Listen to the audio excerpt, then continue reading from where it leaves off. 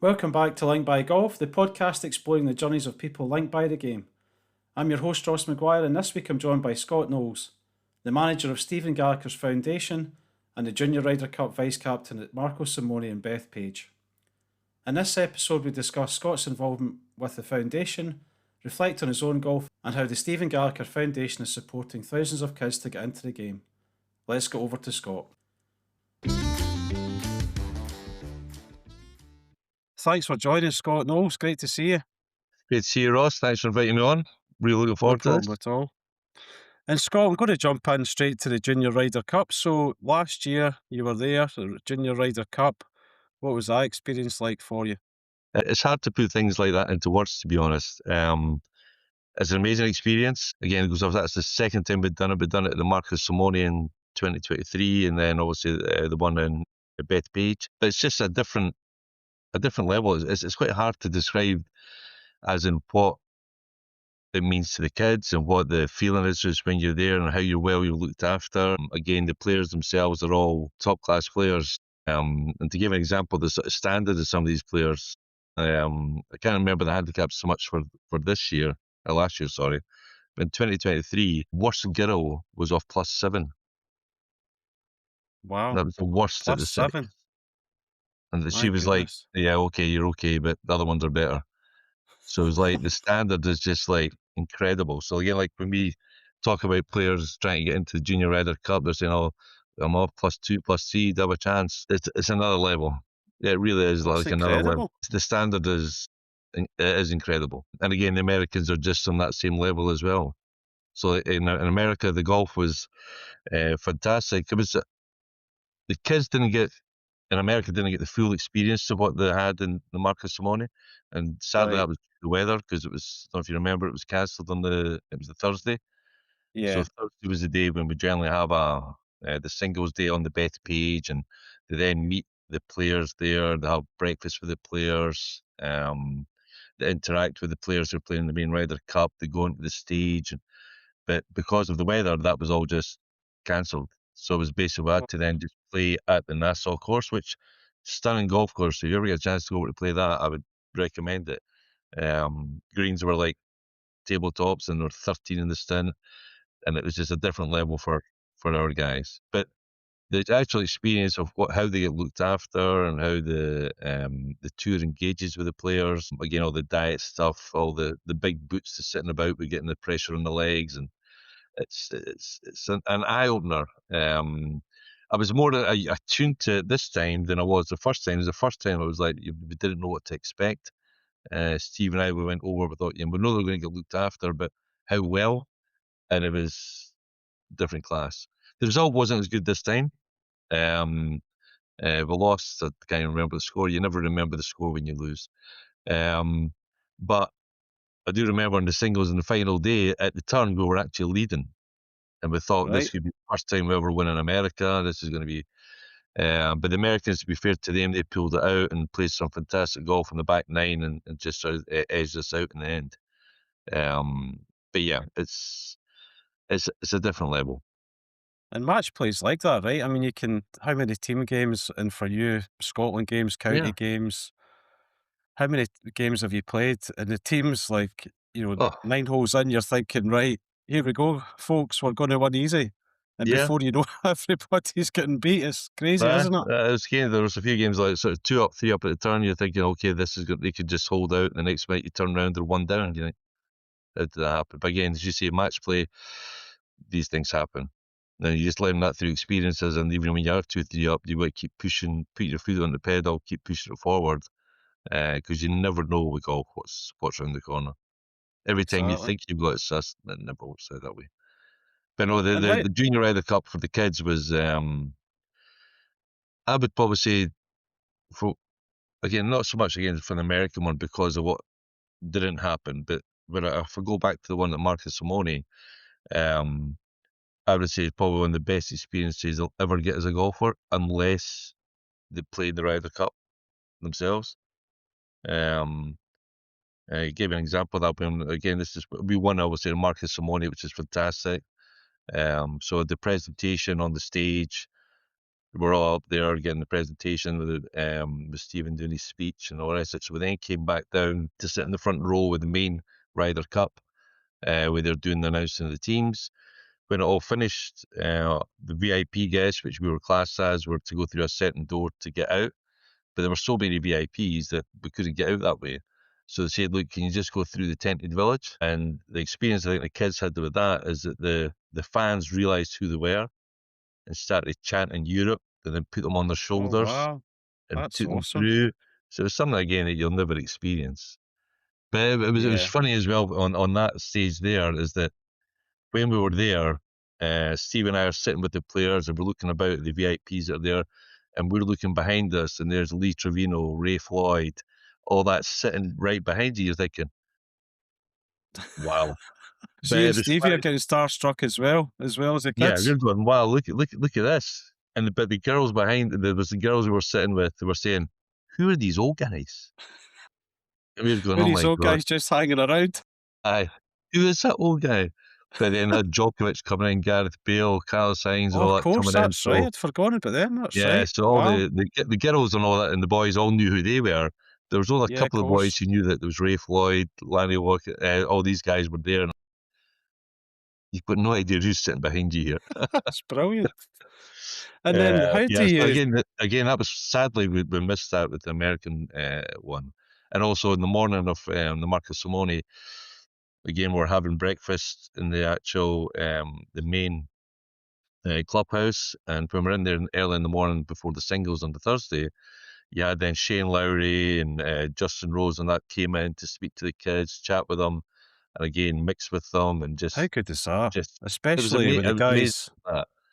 with the guys being current players in the Ryder Cup. I mean, Yeah, that is because they're once in a obviously lifetime. they're building up their own pressure and everything they're having to deal with. But then again, they were taking time out to meet the players, chat with them. And when the kids were getting interviewed, the players were there, John Ram, all the rest of them were sort of again mixing with the kids. And the kids Brilliant. just absolutely loved it. Although again, there was another incident there where I think Justin Rose went up to the girls' table, and again the girls said, "Who's that?" Oh God, right, okay. Google But them. no, it was a You still fantastic. find time in Google. I know. But I can't imagine the experience could be any better for that. The Mark Simone was better, I suppose, from Steve and I's point of view, because we had a Scot in the team, Conor Graham, who, fingers crossed, he'll be one for the Ryder Cup at some point in the future himself, because he is a quality player. Yeah, absolutely. And how do you pick the team, Scott? How does that come together? Do you get help from all the kind of national associations, or is it Yeah. yourself and Stephen just working with different people? How does that Yeah, it's work? basically working with the different national golf associations, but also there was a set criteria, a number of events. There's 8 Right. events for the boys, 8 for the girls. And it was basically the top 3 in the order of merit were automatics. So basically, it was telling everyone, look, if you want to play in the Junior Ryder Cup, here's the events, Well, finish that's with the really top good. 3. And but the way again they done it, which was it was great, it wasn't if you played in all 8, you had a better chance. It was your top 4 events only counted. So it meant right, you That's had to pretty clever. I perform like that. as opposed to finishing 10th and 4th, and in all 8, then you might get enough points to get in the team. No, the ones who are either winners or up there all the time. And then after that, Steve and I then picked 3 boys and 3 girls. Right. And from that point, we're still looking at that order of merit. Hmm. Because again, we thought, well, look, if you're prepared to take your time out to play in these events and you are wanting to be there. And we took account of some of the men's events that were going on at that time. And then also had to decide about parents, as in, right, how we're going to mix the teams up. Do we then take, like for the one in Marcus Simone, it was like, because it's in Italy, well, it would be good to have an Italian kid there. But again, it had to be there on merit or be in Of course, contention with yeah. it. And then thinking the parents on it. And the similar one with the one America is then try to pick the best team, but at the end of the day, sorry, it's to pick the best team, unless it's always the best individuals. I think that applies for any team you're picking. Everyone will think, oh, it's the best. No, it's a team. You're building a team. So if someone that you might think is disruptive to a team, then they won't be in it. Thankfully, we've never really had that very often. But for the European one, it was really just a case of looking at the top 3, and then we'll then look to the next 3 down to see, right, how have they performed head to head against the next three down from that? Is there other ones and then look comparison wise to similar events they played in, who did well? Again, you've then got to look at the courses that they played on.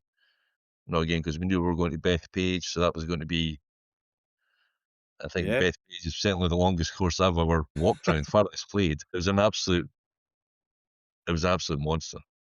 That was the one thing I would say with Bethpage. I was actually a bit disappointed with the way it was set up, because I'd heard that stories about Bethpage being a really long course type, long rough, all the rest of it. And the rough Yeah.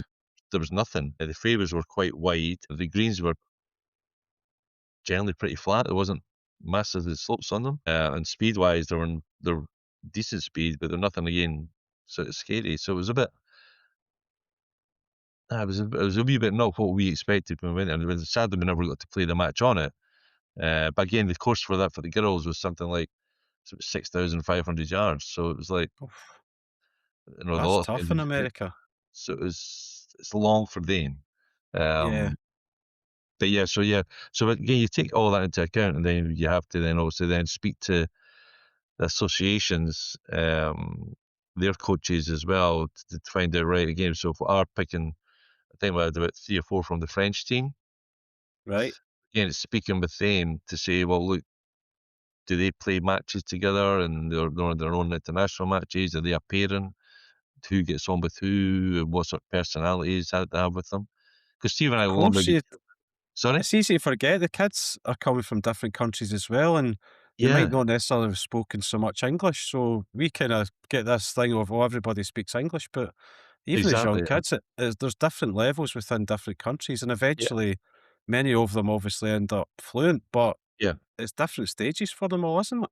yeah. It is very much so like that, because again, there's certain ones like, again, if you've got some of if you had a Scottish person in the team with a broad accent trying to speak to different, they would, sorry, I've got no idea what you're saying, but just don't get it.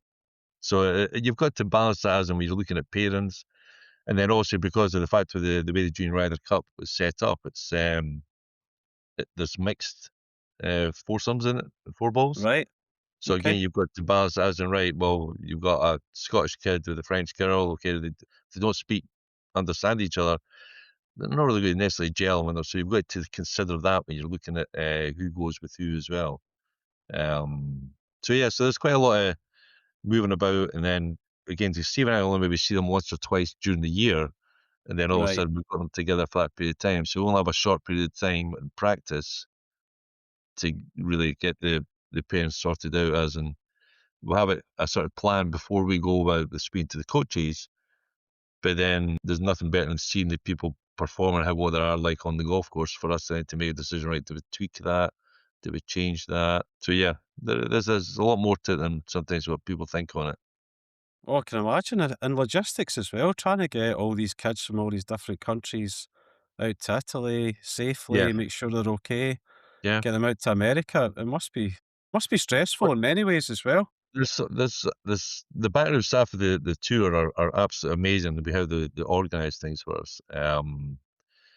Ed, sorry, and Marsha and I, etc., who were with us at the time, they were fantastic in making sure that everything was in place for the kids. But it is like we were playing the one in America. There was kids who were playing in the World Junior one up in Canada. So Right, some of the players were coming from Europe to America, and some were coming from Canada to come down, but they couldn't come down to the Saturday night, so they couldn't mix early on with the players in the Saturday. So again, it was trying the logistics of getting them all together, and then mix it from it. And then again, when it's all finished as well, is that some of the kids were then flying to Singapore to play in the Espirito Santos, and then there were some that were then having to go to college, and some having to go back to school. So, like, generally what happens is that after the event, the kids get to go to the main Ryder Cup for the rest of the trip. right. So they stay on, and then they get to the first tee to see the players going and teeing off and chatting with players before they tee off in the Ryder Cup. Oh, how cool is that? Again, some of Wow. the kids had to get back because they either had holidays booked, they were going somewhere, or they were playing another event, or they were going to the college wanted them back for a second read. So there's so many things involved with it. And the backroom staff that were amazing. So that took a lot of the pressure away from Steve and I as far as that was concerned. but we just had to be aware of, right, well, and then there was a couple that had to leave. It was almost after the presentation. So as soon as the Okay. presentation was done, it was like, right, see you later. They're off to another tournament somewhere else. Wow, There that's are very crazy. many pros. Yeah, I was going to say like and I certainly wasn't at that level when I was that age. But There was if you took me at 17, you're like, hey, do you want to go and play before the Ryder Cup? And by the way, you can stay there. You just wouldn't move, would you? You'd just no, be like, that's right. I'm here all week. I'm staying. I'm watching. I'm going to watch every bit of golf I can. Yeah, It's incredible. The kids yeah. are so involved with many other things now. They're just on to the next tournament. That sounds bizarre. No, there are again the standard. Say the standard of the players at that level are. It's hard to describe how high a standard it is that you've got to attain to get into that team. Yeah, I can Um, imagine. and say Conor Graham, I think, is one of our exceptional talents in Scotland, and he was by no means a guarantee to get in the team, but he earned his spot and got his spot and deserved it, and done brilliantly for us. He's a fantastic golfer, but it is a hard. If they think it's hard to get into their national team, right?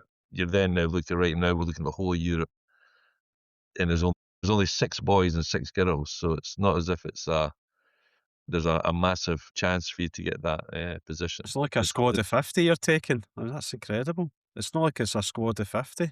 No, It's just 12. I mean, it's nothing. and Wow. one of the girls, I think she won from the Marco Simone, Helen Bream, a German girl. I think she turned pro about sort of a year or so after and won 4 or 5 LET events on the trot. It was like, gee whiz. She was a phenomenal. I always remember her saying to us that the Marco Simone was too short for her.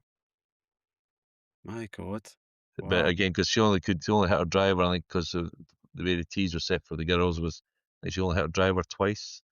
Right. One of them was to hit onto a green 300 yards away, so the other ones were, she said that it's too tight. It's only about 15 yards at my hitting point.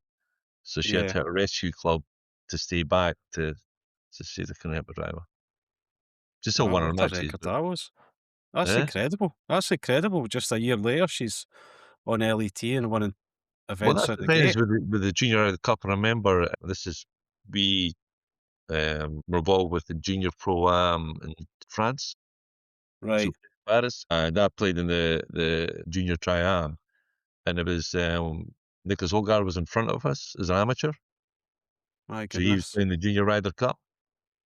So it's like take that back from 2019, and both the brothers have played in it.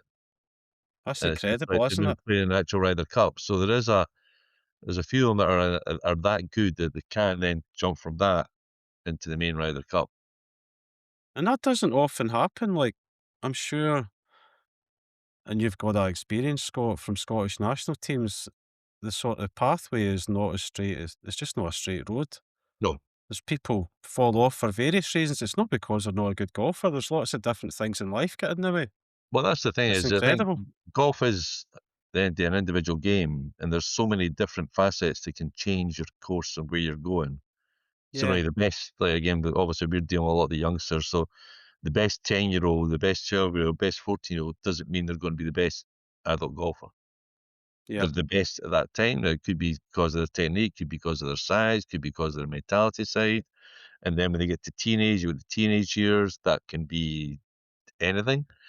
Again, they can get distracted with various things, which is just life. And then when they yeah, get a bit older, there's all again like the one of the big things or biggest things now for kids, certainly at that level, is the costs. The yeah. costs Of are course, aye. astronomical.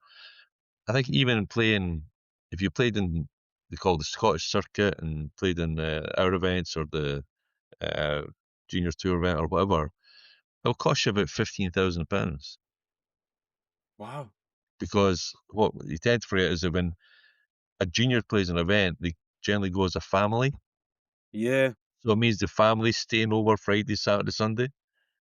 Right, okay, so that's the cost for that, the travel to get there. And then it's a case of, right, well, there's 10 events in that year, or there's 12 events you've got to play in to try and get. So it becomes quite it's tough.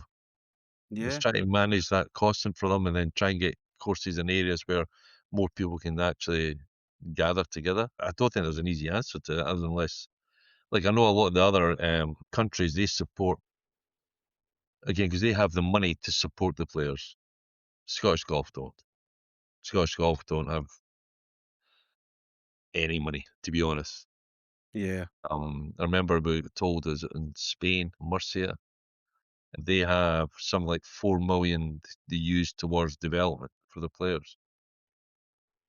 My goodness, it's crazy to think that we've got People so about many. 300,000 that that's just for all the team, or 400, whatever the money is. It's certainly not It's that mad. level. When you think of the number of golf courses we've got and the amount of tourism that comes to Scotland for golf and how big a Yeah. game it is in the country, that sounds like it's the wrong way round, doesn't it? So again, I get, like, you know, a lot of people don't want to pay the fees, etc., to Scottish Golf for things, etc. But that in itself will determine how the kids or how the players do end up performing. Yeah. And everyone says, "Oh, it's not to do with money." No, it is, It's a big because part. again, You can't ignore it. you You don't can want it have to be all a the part talent of in the it, world, but you can't but it travel to is. an event, but you're not going to Yeah. be known, and Yeah. no And one then will there's know. maybe coaching, Yeah, there's your golf fees, there's just getting to normal golf that you're playing, all yeah. the time that that takes. So it's a huge commitment. And I say it's a difficult one, and again, there's no probably easy answer for it, certainly for ourselves. But it would be like, I think the fee for the Spanish Golf, I think they pay €80 per person. We pay, Wow. I think, I can't remember what we are now, about 20 odd pounds. Right. So, but Wow. again, they allocate half of that money goes to development, and then again they have.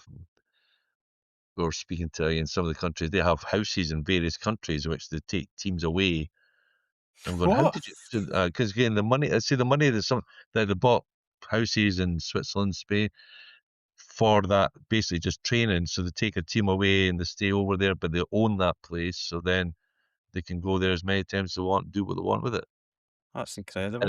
it's a different, and it's, again, you can, these things are all fantastic if you have the money. Yeah. But it's getting the money, which is, as we know, is not exactly the easiest thing in the world to do. But it does then restrict a lot of the opportunities that people can have. If you've been enjoying the show, please do remember to follow on your favourite podcast platform and share it with a friend. Now let's get back to the pod.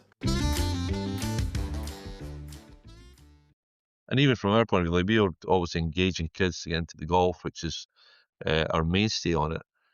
But then if we've got kids who get to a certain level, we would love to be able to help them. But there's no way we're in a position to say there's £10,000 for you to go and do this, Yeah. or even Yeah, £1,000 to go and do this or that. Because that's a different it's just, different level of cost and commitment there, isn't it? yeah. And that's where you're looking for your national bodies to probably take that on, or to an extent, but say that it is really tough for them. Or that you're then able to look for um, entrepreneurs or people who have got money or are able to actually then access that and deal with that.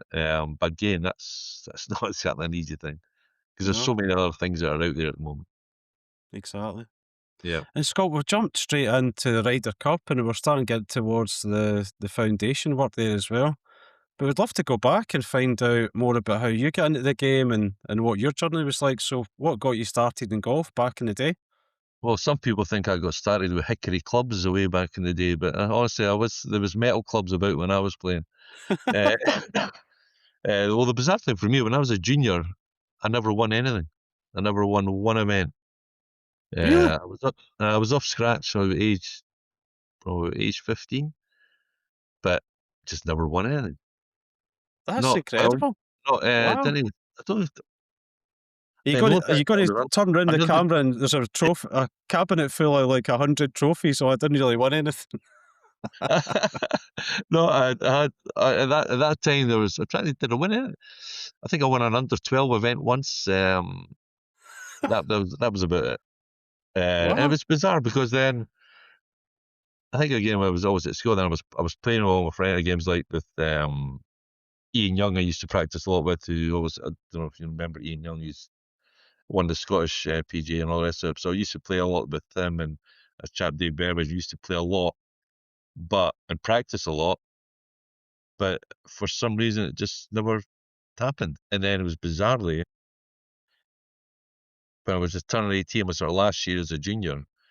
I'd played in the Scottish Boys at Dunbar, and I got beat in the first round, so that was, here we go again. No, it was the third round I got beaten, but I got beat, so I thought, okay, right. So I carried from a friend at the time, a chap, Dave Beveridge, and I carried for him, and he got to the semi-finals, and he played a Colin Montgomery in the semi-finals. There you And that's go. when I realised how much little I knew about golf, because I'm looking at Colin Montgomery thinking, what a swing that is. That'll never last in the wind. So he's done it right since then. But then He's after done that, okay, aye. I went to get a lesson from Jim Farmer Oh, yeah. in Dunigston. And I remember getting the lesson with him, and I had my first 14 shots were shanks. And I'm thinking, oh, God almighty, what am I doing here? This is just... And he gave me just two simple things to work on with my technique. And I see me just twig, and I went, oh, right. And he said to me at the time, he said, look, stop trying to be a hitter. You're a swinger. And that's when you go, all right. Never thought about that. And then 2 weeks later, I won the Lothians County Championship, the men's. And that was the Wow. first thing I ever won. And it was just... And was that through the stroke play and then the match play? The Yeah. two together? So Big event, isn't it? Huge event. But it's a massive game, because again, you had all the top ones at the time, and the Lothians were all playing in it. And I'm this young whippersnapper who's this, and I was, I think at the time, the youngest ever winner. Wow. And it was just sort of bizarre.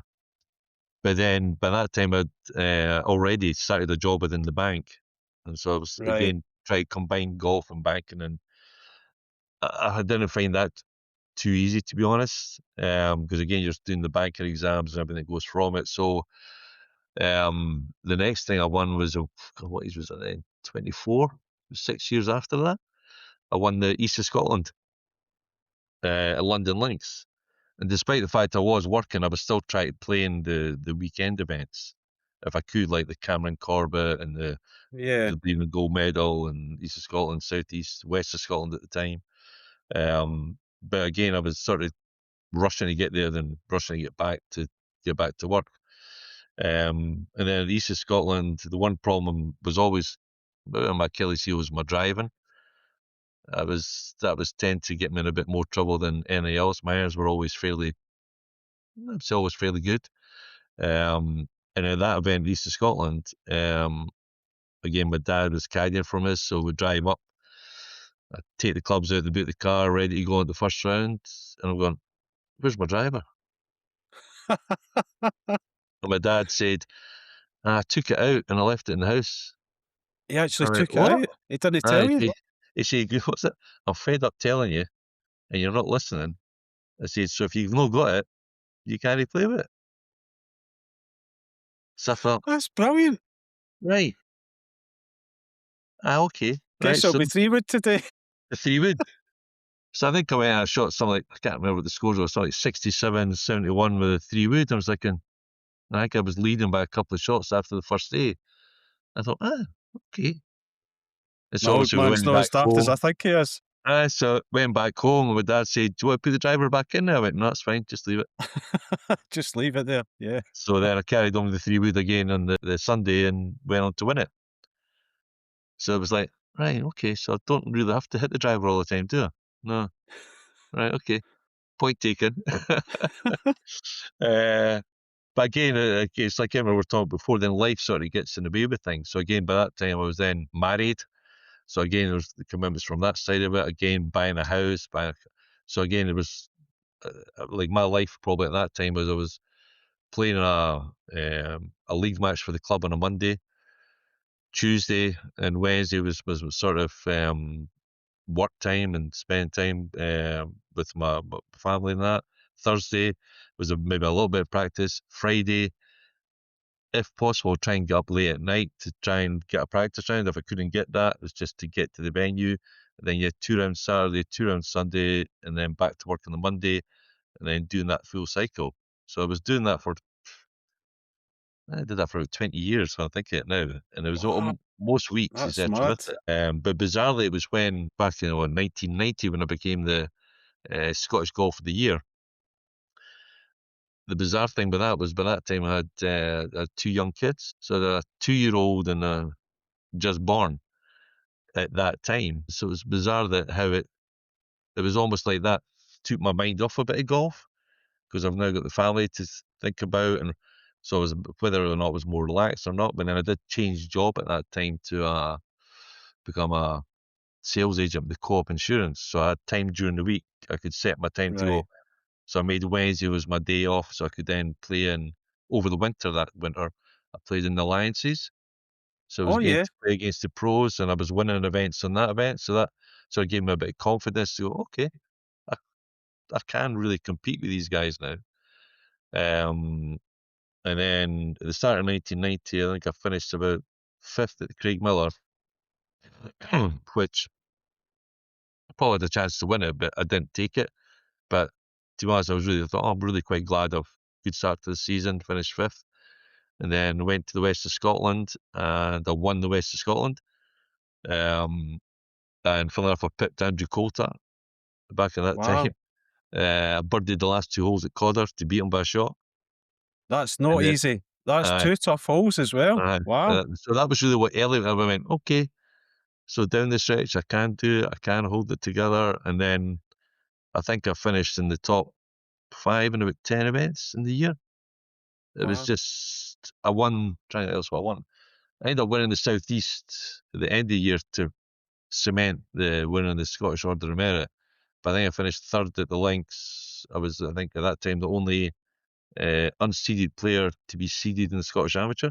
So non-internationalist, sorry, to be seeded in the Home Internationals.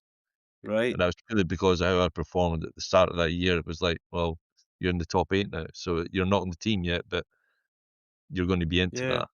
that. So that sort of gave me that stepping stone from that. And then it put on to getting coached in the Scottish setup, which it was Bob Torrance, which I was like, Oh, were you Bob oh, Torrance God, as well at the Bob same time? Torrance. No, you Down can't. to Largs. Aye, that's right, aye. And Clyde and all that. And so I was like, well, you can't talk to Bob Torrance, so, you can't get any better than that. He's the best. He'll make you better, make you this, make you that. And I remember went to, I'll try and remember, it was terrible. You'll find I'm terrible with names and courses, but went to Spain for the coaching. And Bob again was doing his coaching with us, and I think he's trying to get me. I was always a fade of the ball, everything was a fade. He decided, I'll try and get you to hit. No, you've got to hit with a draw, son, because at that time with Sam, everything was a draw, power's a draw. No, you can't hit with a fade, son. You've got to hit with a draw. Right, okay. Right, so he's getting me doing techniques at a draw, and again, I remember I hit the first 4 or 5 shots, only hit them about 5 yards. And he just said, and again, he said, right, sir, that's your best swing. I'm going, your best swing? I'm going, I just hit 5 yards. Keep doing that. If you work on that about 6 hours, 8 hours a day, you'll be fine. I'm going, I've got 2 kids working. So, Got no chance of doing this. well, I'm not, that's again, Bob, he was a phenomenal person. He was just a phenomenal guy, but a phenomenal coach. But he was one of those guys that it was basically work ethic, and you had to do it all the time. And sadly for me, Yeah.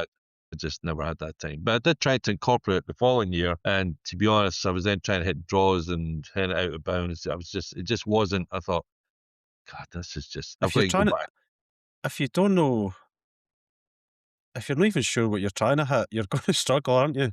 If you're not clear it's a draw or a fade and you're just struggling with both, Yeah, well, you're not going to the get year anywhere. before I knew if I stand up, if I hit this, it's going to go down the middle. And again, I was 1980, a very straight driver by this time. So again, it was Yeah. down the middle, drop, fade, irons, fade, so lance up, fine.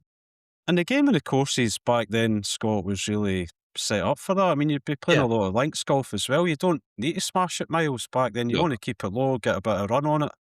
You don't need to be And back murdering in the these ball. days, it was more about, like now it's all about hit the ball long, swing speed and all the rest of it, which is fine. But back then it was basically keep on the short stuff, Yeah. put on, and you got more chance to get a score. So for that 91, didn't do much. Still played in the Home Nationals and whatever, then that's fine. And then And I was going to ask, what was that like though, getting into the Scotland team? What did it the feel Scotland like? team was great. Again, like the players that were the players on the team at the time, you had again the Gordon Sherrys, the Stevie Gallachers, the Dean Robertsons, Andrew Coulthard, Raymond Russell, Jim Milligan, Alan Thompson, Wilson Bryson, Gavin Laurie, Simon McKenzie, Wow. Just a fantastic bunch of guys. Stephen What a Das, set! What a set of golfers! It's oh, incredible. phenomenal. The guys that we played with. Yeah, again, Sam McKenzie, who's one of my best friends now. He played with us first year in 1990. And I think he went on to play for the next 20 years. But he was a 20. fantastic. My He is God. still is a Wow. fantastic golfer. But again, the standard of players at that time, which are is good now, but back then it was like wow. I mean, Gordon Sherry was flying at that time. Stevie Ossie was flying at that time. They had Stephen Dundas, who'd won the British amateurs, and then you had Craig Watson was in amongst all that as well, when another British champion. So there were so many guys at that time. And the great thing is we're all just friends. There was no like, Yeah. oh, he's been. There was just we all compete with each other. We all fought hard to beat each other. Some you win, some you lose, but there was no animosity with it. It was just all good fun. Wilson Bryson was always the best one to beat. Hopefully he's listening to this. Just because I always used to annoy him holding a lot of putts against him. He didn't like that. Oh, and he would act like he didn't hold any putts himself, which I can assure he you was always he saying hold he was one of plenty the worst of. putters. He'd always say he's terrible at putting, but Aye. he hold a number of putts. I used to caddy for him. He was pretty good with the short game. But again, probably this is an example of like you think the best team or one of the teams should either. It's not always the best players make the best team or whatever, or you get the best results. We had a team where it was impressive. I think they didn't perform that well for the home internationals. That was in '92. I'm trying to think. It was Gordon Sherry, Stevie Gallacher, Stephen Das, Jim Milligan, Alan Thompson, Wilson Bryson, and myself. And I think I'm trying to the other guys who I'm missing. Was it Gavin Laurie? I think we lost like 11-3, 11, sorry, 11-4, and something like 12-3 in a couple of the matches. We just got hammered, and that was the press rate. And you're thinking, but with these guys, it just didn't happen. It's Just just in the all day you as do it well, together. like, I mean, you yourself, Scott, I'm sure you'd turn up to sometimes club games, county games, Scotland games. One day you turn up and you shoot 7 under. Next day you turn up, you shoot a couple under. Other guy Aye. shoots 5 under. And that's the kind of level you're talking. People Oh, it was. are just capable of crazy stuff, Yeah. crazy scores. Like again, even back then when we played in home international, again, the strongest team like at that time was, well, not the strongest team, but the best team was with the Irish team. But again, that was with Podrick, Darren Clark, and Of Paul course, McGinley and all that. So it wasn't as if they were rubbish. It was just it was a different.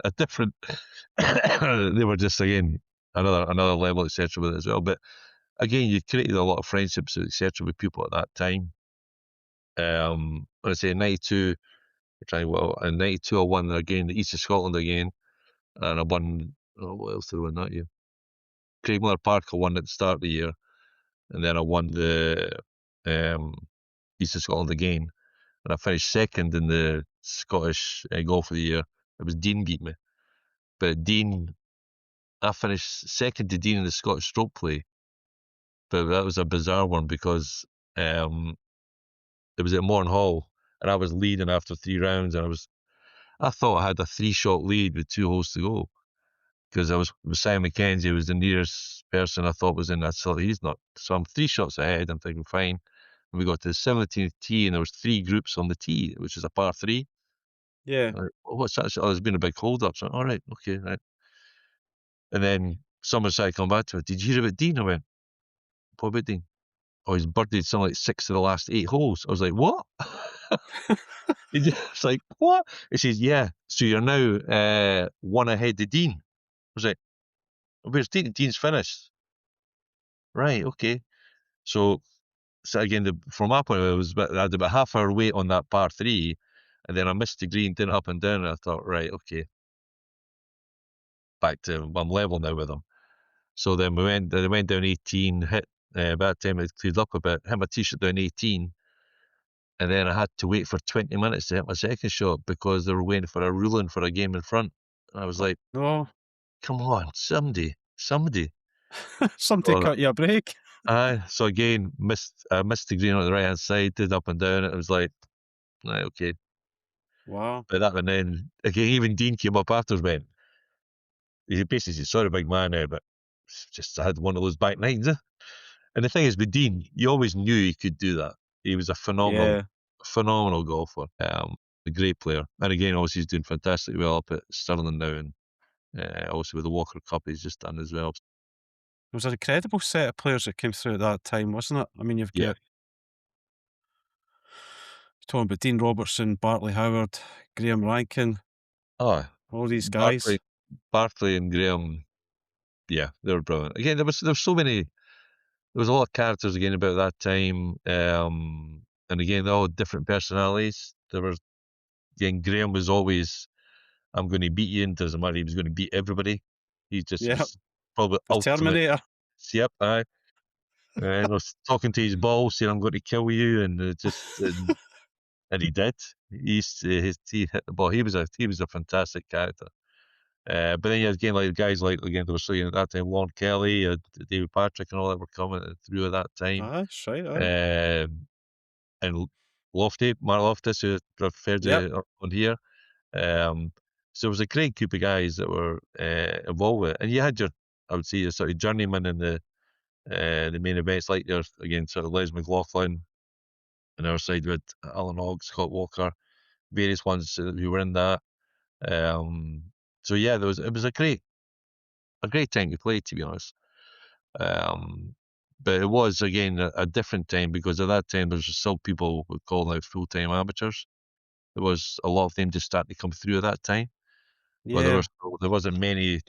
It was probably that phase that started changing a little bit, Yeah, wasn't it? it was because there was at that time there was still like even Jim Milligan was working at that time. Dave Carrot were working and playing golf, and then it started to flip as in right now it's Yeah. the time amateur side is starting to come through with And things. probably, I think that would have been around the time the lottery funding started. I mean, it wasn't a huge amount of money, but it was probably enough for guys that they could maybe do a part-time job rather than full-time, and then they could practice Yeah, the rest of the like time and go back play. then, like the support you got back then, even if you go back probably with the times with Bob McIntyre and Ewan Ferguson, the support they got back then is way ahead of what it is now. Because I remember like Wow. Lofty was talking about the times he was playing international matches in Italy, Spain, and all that, and you had countries coming over to Scotland to play international matches. That doesn't happen now because the You're going schedule is away to so like full. Australia and stuff like that as Yeah, well for the Lake Macquarie and all those events.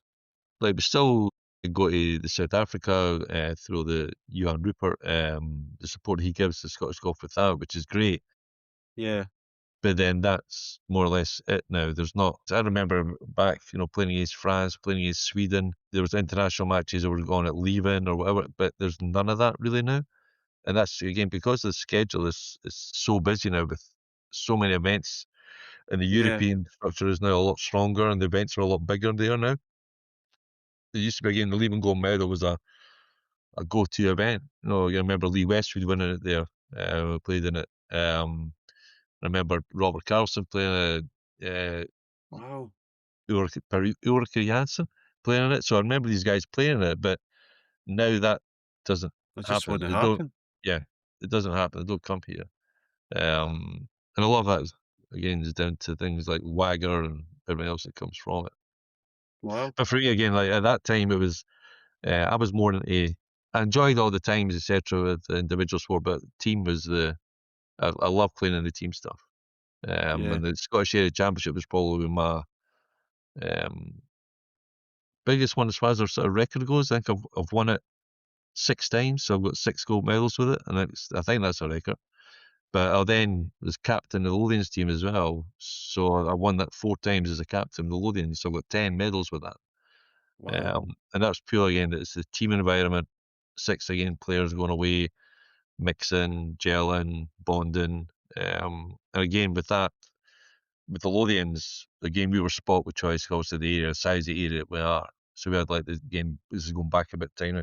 George McGregor, 2 players who now sadly have passed. Brian Shields, Jim Noon, who's sadly no longer with us. Again, fantastic players. And then going back, then to Colin Brooks, Kenny Walkers, Stevie Izamud, and then obviously got Stevie Gallacher, and two unsung heroes in the Lothians, Stuart Smith, Keith Nicholson, fantastic Keith golfers. Nicholson, yeah, he could Yeah. play. Keith Probably Nicholson, still can play. he's again both of them again stunning golf. But again, they just didn't have the time to travel to go away and play in other events. But if you took them on Yeah. in Lothians, then you're going to have to play some really good golf to beat them. They were fantastic golfers. Yeah, so Absolutely. it was, we probably, as you get older, you always look as your era was the golden era. Whether it was, I don't know. I'm sure the guys now will be thinking this is a golden era. Honestly, I mean, I kind of bridged that gap a wee bit. I'm just a bit younger than you, Scott, and I would have been like a junior and I caddied for Wilson some of those times. Yeah, And honestly, I look back and like the amount of golf that guys were playing was just phenomenal for a start. It was incredible. And all the yeah, 36 holers, yeah, you had virtually half the Scotland team coming to play a 36 holer. Potentially the full Scotland team playing a yeah. 36 holer. I It don't was. think that actually happens anymore, really. No, it's a different. It's a different environment now. It's more again 18 holes, and they don't play any more than 18 holes a day. That's how they want it to be. Right. But back in our time, it was 72 holes every weekend. I Yeah. remember playing with Barclay. It was in a European. He'd been selected to play. Selected to play in European individual at Dalmahoy, and he was raging. And I was like, well, "What are you raging about?" He said, "This is costing me £600." I'm going, "How?" He said, "Because the Hamilton and the Bothwell Castle 36 holes were on this weekend, and I always win them." Yeah, Barley probably did, and he probably would. He was a phenomenal. I don't know, but then he was raging. He was getting paid for skill. He goes, "It's just costing me money. I could be earning I'm money with sure I that." heard stories about those guys and it'd be at Lytham, and if they weren't playing good, it was like, Falkirk tries this tomorrow. Aye, Maybe I'll miss a couple of get up putts the road. towards it. Aye, Heading up the road. aye. Oh, I missed Fuck, the I cut. venture Shame. one.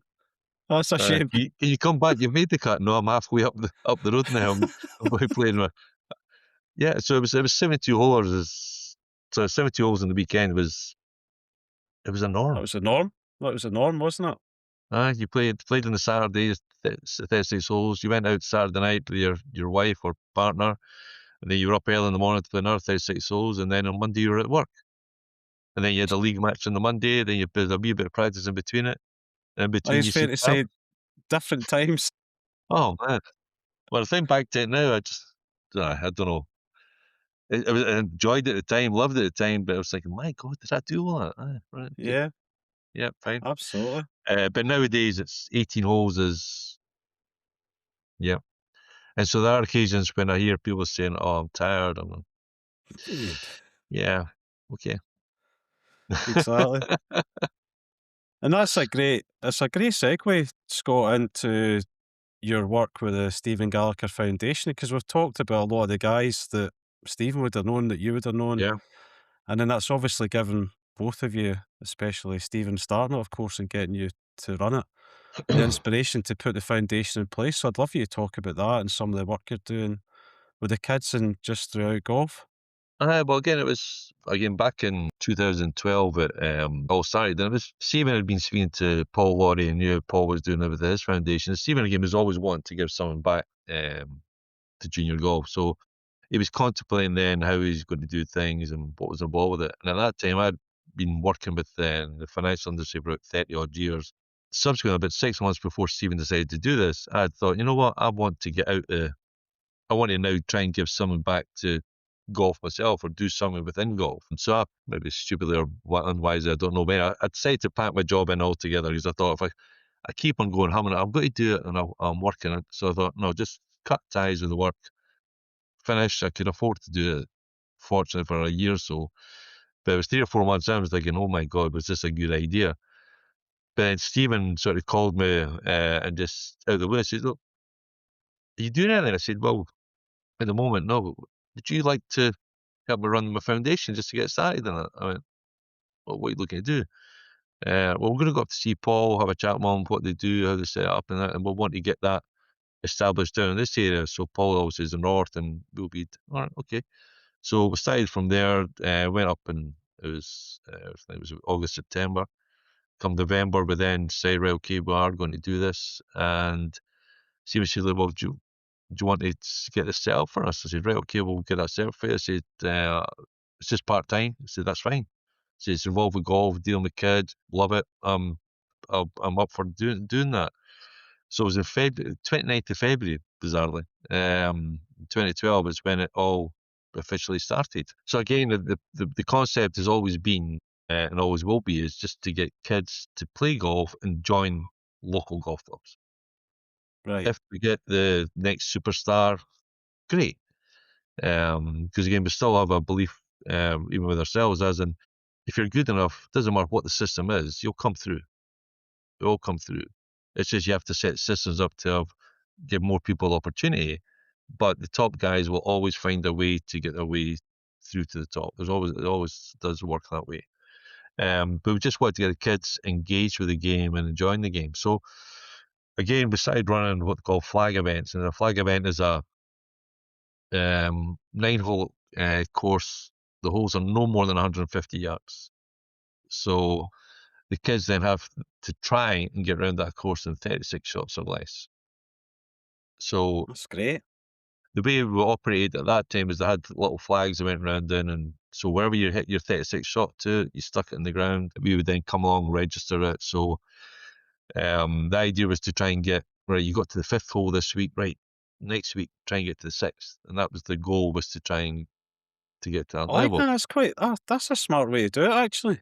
It's a great way, and it's certainly for beginners as well. There's no real pressure on it. Yeah. I've got to beat him. It's not just you want to try and you're beating yourself. You try and get to that next hole. And at that time, again, there was rules that we had, and we've changed them over the years. But like now, it's like you can't. Fresh airs don't count.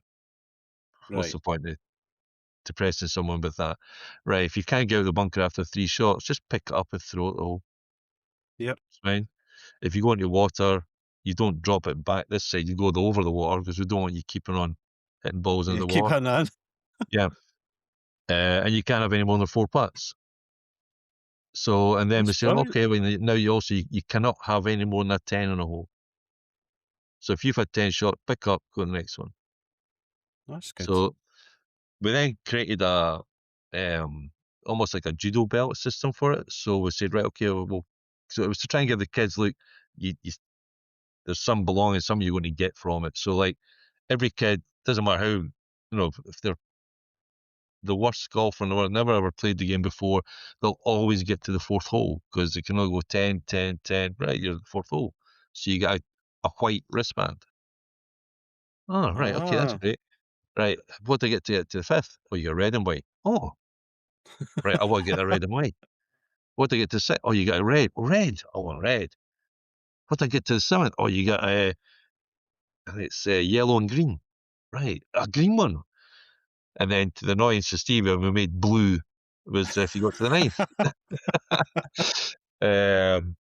So again, it was basically so the kids could almost like the judo belt, they can see themselves getting. So when kids were walking about, they're showing off their wristbands, and That's I brilliant, was like, because it gives I'm a a black bit of belt. competition without getting caught up in what the actual number of the score is. That's really good. Yeah. That's clever. So it meant, again, the kids weren't going, oh, what's my handicap? Just forget about that. You're just learning the game. Yeah. And from that, again, we have that belief as in that the 150 yards in is one of the most important parts in golf anyway, because that's where you score. Totally, yeah. So Totally. we then created an item where you had to score 36 on that to then play in what we call the stroke play events. So if you couldn't do that, we didn't let you play in our 18-hole events or 9-hole events. Because Right. you've got to learn that. And like, when you get kids, oh, it's too short for me. Listen, if it's short, you should be able to score. This is about scoring. Because you get a That's lot of really kids good. that hit 300 yards, but they've got to score. So we thought, no, you've got to stick to that. So we're fairly strict about it. We've changed it slightly as years have gone on. So the idea was to complete that, to then move on to the 18-hole events and 9-hole events. And they vary. They can be off the red tees or the yellow tees. Again, but we really want kids to try and get, certainly with the flag ones, is get them used to scoring 36. So when they went up, they're expecting to shoot 36. Yeah. They weren't That's looking really for nice. 8s and 9s and 10s, and hitting woods in every hole. So we try to, again, for the younger ones, is make it right. We only play 9-hole events. And again, we have a rule now, actually, for if you're under 10, we don't let you play 18-hole events. Doesn't Right. matter how good you are.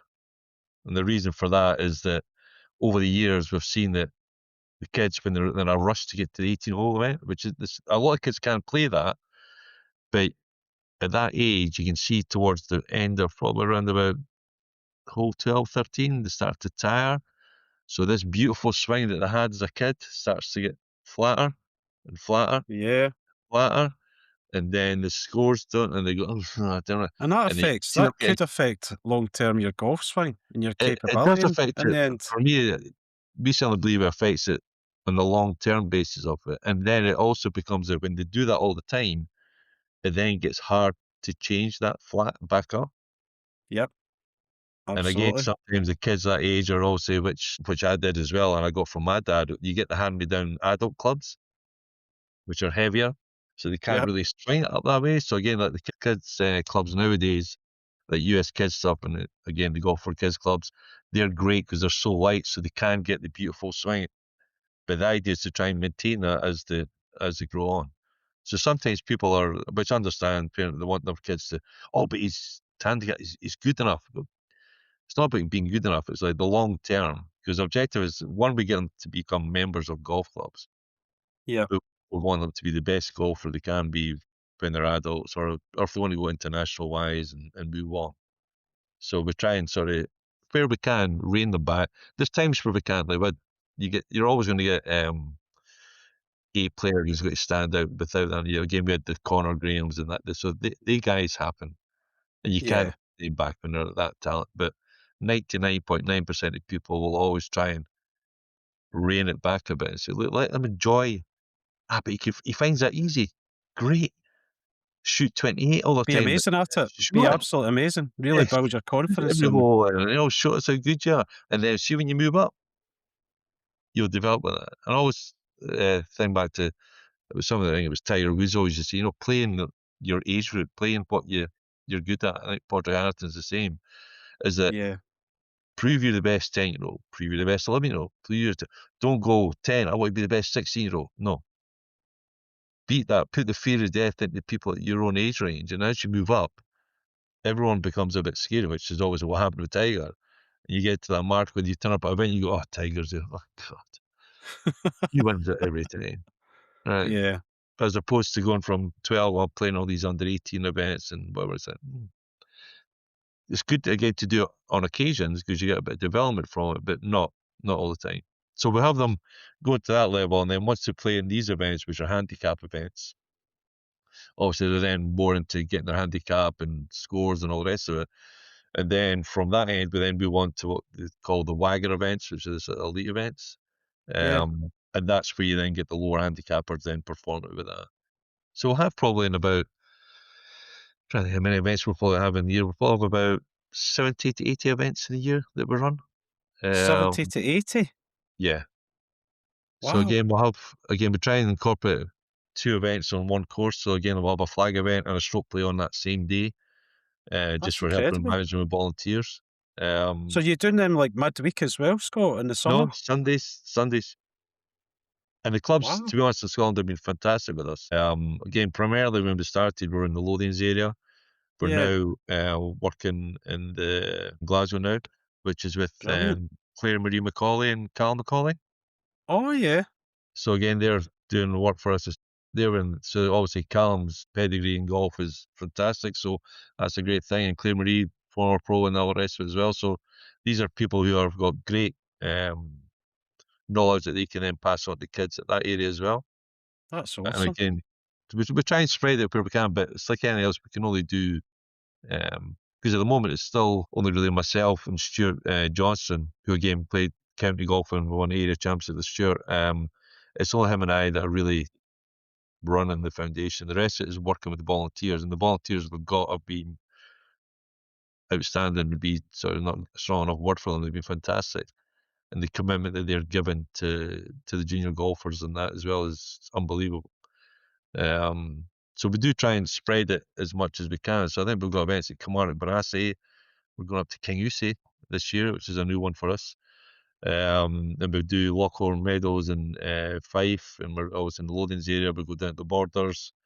That's awesome. So we're trying to spread our wings in a reasonable area, and we've thrown a couple of what we call not international events, but we've got an event in Gossick and one in Monmouthshire in Wales this year, and that's purely to try and give kids an experience of playing away from home, because it is different when you've got to stay away and you're playing against people you don't know, and the standard in England and Wales. Well, England is probably maybe slightly higher. Wales is probably similar, but it's good just competition for them to actually play in with that as well. So again, but with other aspects we've got from it is our coaching. We then go into coaching. We've got schools coaching. We goes on, which we go into about 15 schools in a year. So we pick kids up from school, take them to a driving range. They get an hour's lesson with our Jane Conahan, PGA coach. They then go back to school, and they get that for 6 weeks. That's brilliant. Then we throw in winter coaching where squads, and we've got 120 kids.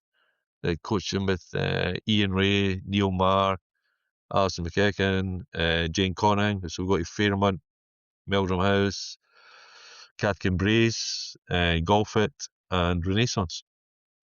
And the kids get all that through the winter, etc. And then we've got our own unit at Kingsfield now. We've got our Centre of Excellence, which is 2 fantastic indoor bays with a putting lab and everything in there for the kids. So in the winter, they don't have to practice with 4 jerseys on or a wheelie hat. That's awesome. And how many kids do you think have participated over the years? It must be My God. multiple thousands. Oh, yeah. Well, we had one.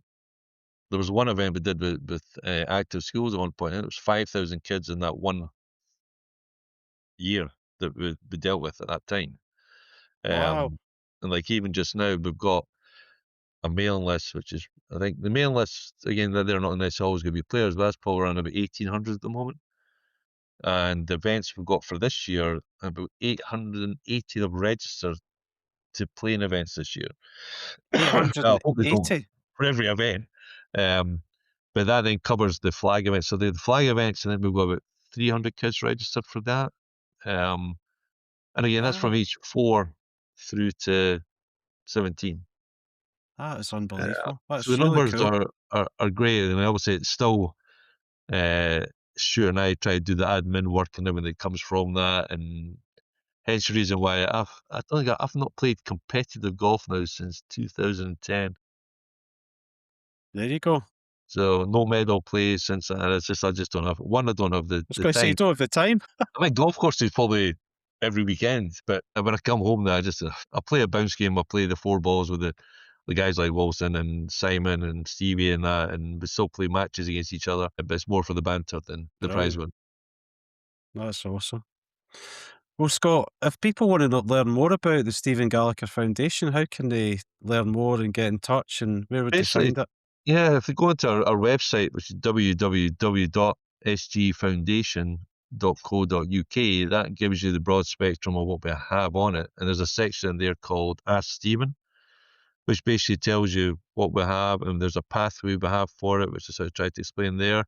That's all on there. And similarly, we're on Facebook, Twitter, Instagram, so everything's there. And again, on every aspect on that, there's a point where you can ask questions.